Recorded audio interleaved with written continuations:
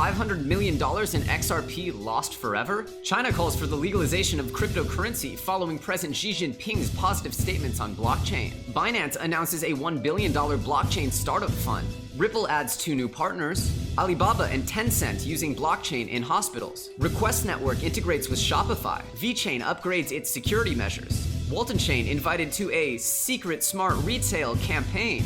Switcheo integrates with Ledger. Mobile Ark iOS wallet released. 1 in 3 Germans want to invest in crypto. We've got all your headlines mixed with some daily market analysis. I'm Elio Trades, and your FUD TV Daily Update starts now.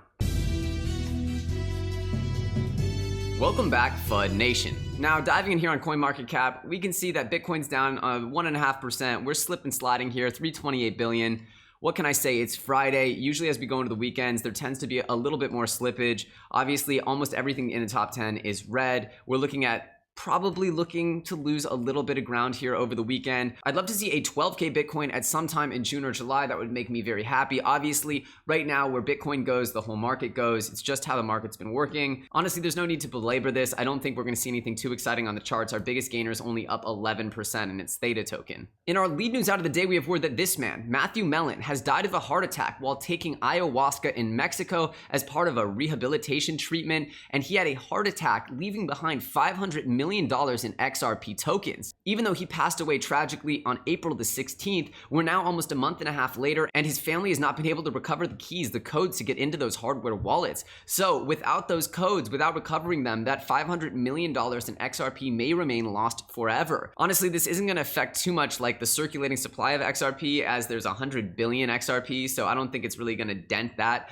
but it's still quite a bit of XRP tokens. And I guess the lesson here is if you have that much cryptocurrency, you should at least leave some instructions for your loved ones to be able to follow some kind of trail of breadcrumbs to discover where that cryptocurrency might be sitting and potentially access it if you care about passing that on. Anyway, condolences for Mr. Mellon and his family, and hopefully they can recover these XRPs. And it seems like China is now moving towards a legalization of cryptocurrency following Xi Jinping's very emphatic support for blockchain technology.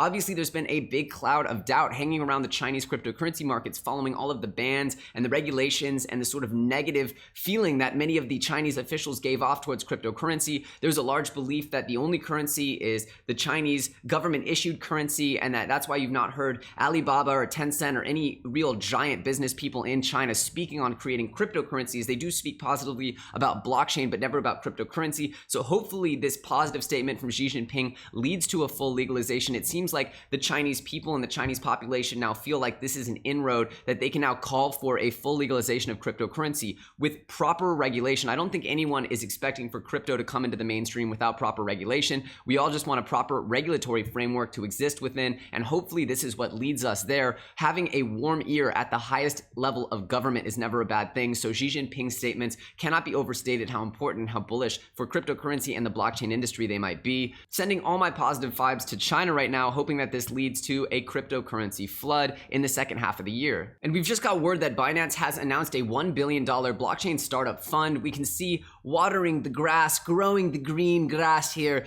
Thank you, CZ and Binance. They're going to be investing with their BNB tokens. They've actually already invested in a ride-hailing app, and they plan to invest in a lot more. They also plan to invest in funds, so they're funding funds. So they're going to invest in a bunch of different funds and kind of be like a super fund behind certain funds. They're also going to invest directly in projects. This is just extremely bullish news, especially if you're starting a new blockchain project, which we know to be all the rage these days. So hopefully this really stimulates some good growth and good adoption. We know why there's so much money that needs to be poured into this industry, because these projects need funding to get off the ground. We need to be able to have 100 projects get funded, knowing that only 5 to 10 of them will really be successful, but those 5 to 10 could bring about the mainstream adoption. Where is our next Uber? Where's the next Instagram? Where's the next big app that's going to change the way people interact with this technology? We need to be focusing on cultivating those, because that's what will bring about this mass adoption of blockchain. I honestly couldn't be a bigger fan of CZ and Binance. Keep doing what you do, guys. It's amazing. Ripple adds 2 new banking partners. Obviously, this is good news for Ripple. It's not such good news for the XRP holders, because they will not really be tapping into the XRP token. They're going to be using using the X Via system, which is Ripple's API. Obviously, it taps into RippleNet. It utilizes Ripple, the company, but it doesn't utilize the XRP token yet. So hopefully this is part of an initial phase where many of these companies will graduate to the XCurrent system, or the XRapid system rather, which utilizes the XRP token, which is what all XRP token holders are really looking forward to, is the future where all XRP Ripple transactions rather transfers are done through XRP, but that's simply not the era that we're in yet. We also got word that Alibaba and Tencent have an insurance giant they're connected to that is actually already running blockchain technology in many hospitals around the country.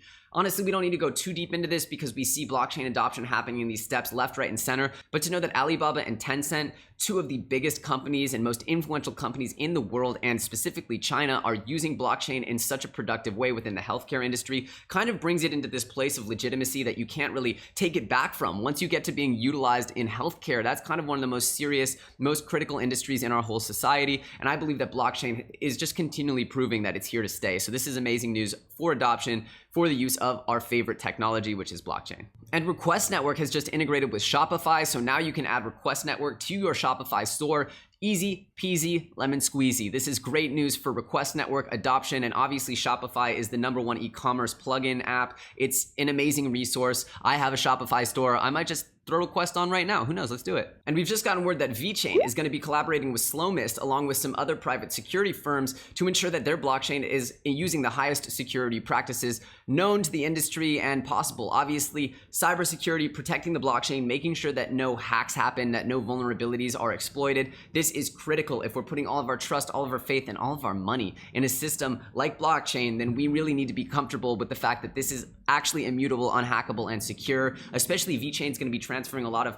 I love VeChain so much. I think that they just keep advancing their platform and seeing the security side of things. I'd like to see this kind of a publication from all the other blockchains as well. It makes me feel very warm and fuzzy with my VeChain tokens. And Walton Chain just got invited to Explore Invengo, which is the event of Secret Smart Retail campaign. Essentially, there's this big event at the Shenzhen Invengo RFID Industry Park, and this is the 4th event, and previously the campaign visited Tencent, JD, Baidu, and Suning. So obviously they are only targeting really major companies. This is probably a great honor that Walton Chain was invited here, and it's just more signs that Walton Chain is a serious player, that this is a true titan of the industry. I love Walton Chain. I think their PR is a nightmare for the most part, and I think that whenever they can figure out how to put out good positive updates, it really better reflects the quality of their projects. So if you want to check out more about this story, it's up here on their Medium. And Switch.io just announced their integration with Ledger, which is of course great because you can use Switch.io from the most, secure, most trusted hardware wallet. I think Ledger is widely considered the favorite hardware wallet. It's the one I use. Switch.io is a very promising deck, so it's pretty exciting to see that they're making moves here. Switch.io is going to be doing a trading competition when they launch their V2, and the prize pool is going to be $1,000 or 100,000 US dollars. So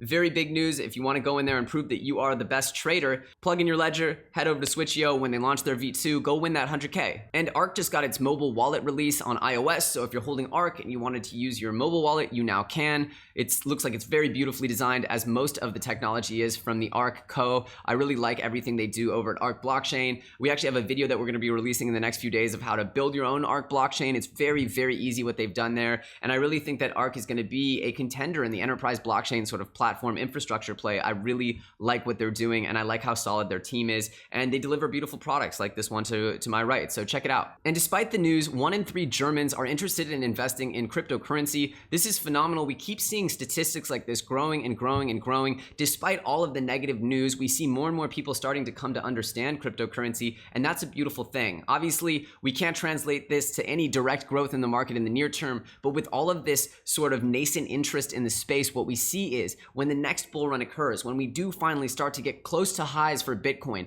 I know that the next mania, as crazy as the Thanksgiving mania was, the next mania is going to make that one look this big. And it's because of statistics like this, where you see there are so many people who are already interested. They're just waiting for that reason, that logical push to get them to invest in this market. And when that happens, when we get one of those, I think it's going to start happening when we get above that 12K Bitcoin resistance. And I think it's really going to go crazy when we hit that $20,000 Bitcoin again, or that $21,000 Bitcoin. It's just going to be so psychological for people that, whoa, it was dead. Now it's back. It's bigger than ever. I'm going to miss it if I don't get on it. It's just going to happen. The mania is going to kick in like crazy. I'm looking forward to it, to be honest. And in these darkest of times, it's important to remember that we have one Savior that will never leave us. And as times get darker, that savior gets stronger and stronger. Who is that savior? Who is here to save us, you might ask? It's memes. Yep, memes will save us. Say institutional money one more time. Say it! Obviously, we've been hearing so much chatter about institutional money. Where is it? Where's the institutions? Come on, guys. We want you. Come over. Institute yourselves. Okay, I don't know if you guys were watching the game last night. J.R. Smith was not paying attention here. This is amazing. This is just incredible. Go watch the highlights from the game last night and you'll totally understand. J.R. Smith is paying about as much attention to the game as institutional investment is paying to the best coins in the market. We don't understand it. LeBron don't understand it. Who understands it? Yeah, pretty much the ship is just exploding beneath you. But look at you, cool as a cucumber. And just extraordinary hat. Can we just talk about the hat? Phenomenal. Never forget where you came from. We got Apple, Garage, Google, Garage, Amazon, Garage, Harley, I'm assuming Garage. Disney, I guess that's a barn. And of course, Dogecoin. Happy Friday. I hope you guys enjoyed your weekends. And of course, if you enjoyed today's content, I encourage you to subscribe to this channel and hit that bell notification so you're made aware whenever we put out new content. I'm Elio Trades, you're watching FUD TV, and it's been an absolute pleasure having you with me today. Let's take this down to the comments and keep chatting, and I will see you very soon on the next episode of FUD TV.